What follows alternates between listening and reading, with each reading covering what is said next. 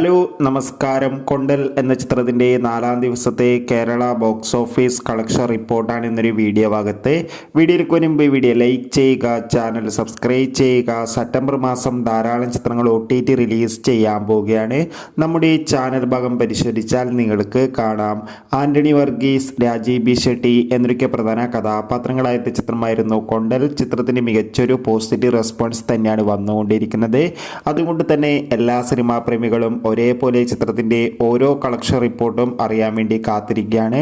നമുക്കിപ്പോൾ കിട്ടുന്ന അപ്ഡേറ്റുകൾ പ്രകാരം കൊണ്ടൽ എന്ന ചിത്രത്തിന് 4-ാം ദിവസം കേരളത്തിൽ നിന്ന് മാത്രം ഏകദേശം 1 കോടിക്ക് മുകളിൽ കളക്ഷൻ ലഭിക്കുമെന്നാണ് അറിയാൻ വേണ്ടി സാധിച്ചിട്ടുള്ളത്.